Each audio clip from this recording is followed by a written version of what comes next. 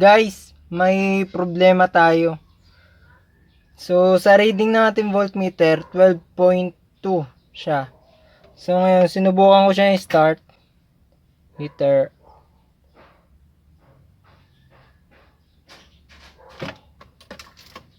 .9. So, hindi siya mag-start. Diskarga na naman yung battery ko. Ngayon, naging 11.9 na. Diskarga na naman siya. Ayaw niya mag-start. Ganun. Kung mamaya, isi-series natin siya para mag-start. Kuhanin natin yung battery ng crosswind. Si-series natin siya. So, ngayon guys, si-series natin siya. Nakuha na namin yung battery ng crosswind. Ayan. Pag si-series, kailangan lang ng tools. Pagdidikitin lang yung positive at negative ng isang battery. Tapos doon din sa kabila. Ayan, ganyan. Tapos, i-start na. Sa reading yan, 12.1. Si-series. Naka-series na. Nakadikit na pong ganun. Si-series. Tapos, i-start na natin.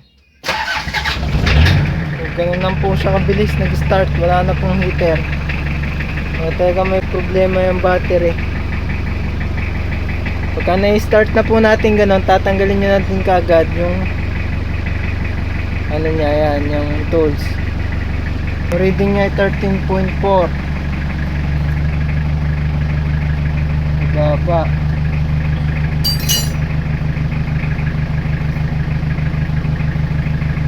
Okay na, ganun lang po kadali mag-series.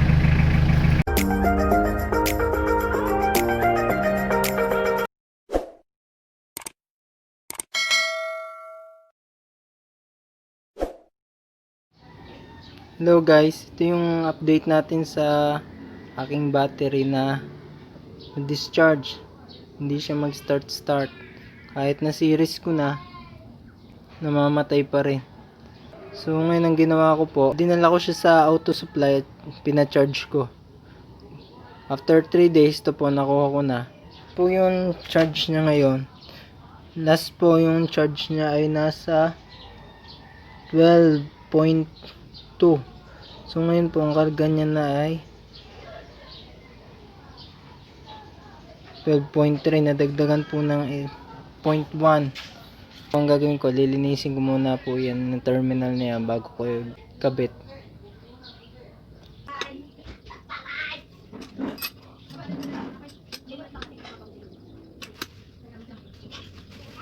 Kita po natin madumi po talaga siya. Subukan natin pong linisin. Nilihain po natin siya gamit ang 180 grade sandpaper.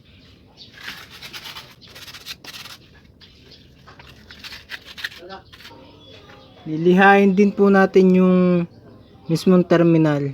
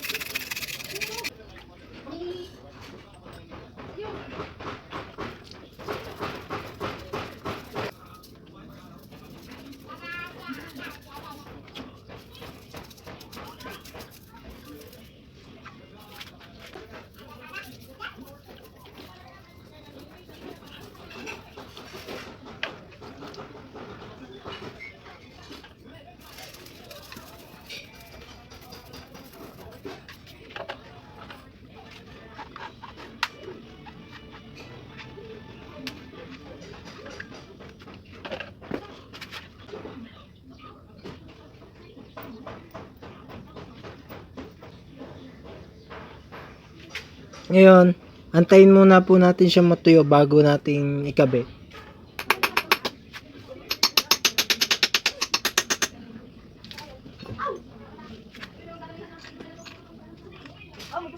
Ano ba yan?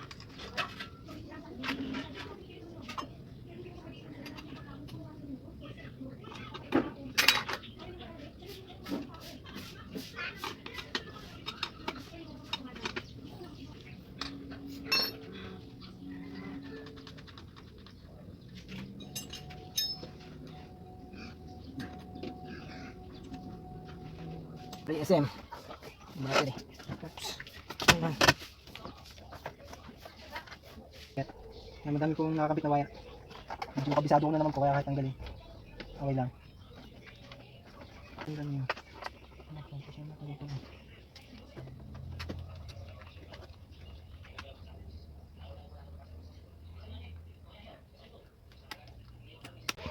Ngayon po, naikabit na po natin yung battery niya. So, subukan natin i-start. Sa reading niya, 12.3.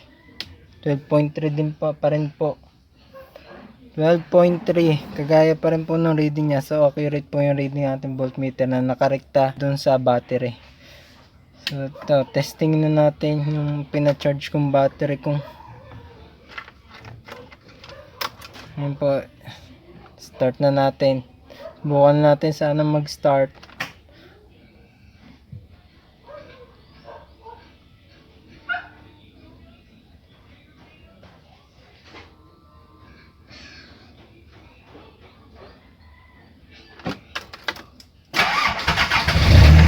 Yun, nag-start na yun guys. Mana yung battery. Ay, grabe, kinabahan ako doon. So, mukha naman po effective. Yung pagpapacharge ko, start, mababa yung reading niya. Ganun pa rin, 13.7. Pero nag-start naman po. So, obserbahan ko muna din po. Update ko po kayo kung ano po magiging resulta nito, kung tatagal po ba yung battery na pinacharge ko at hindi na madidiskarga. Sana naman po. Hello guys, ito na po yung resulta natin sa pinacharge natin battery. So medyo natagal lang kasi inobserbahan ko nga po muna para yung ilalagay kong video siguro sure ko na ayos. So ito po yung pinacharge natin battery. Yun po ay November 23. Ngayon po ay December 24 na. So nakalampas 1 month na po siya. So testingin po natin. So sa reading po niya ay 12.3. Start natin.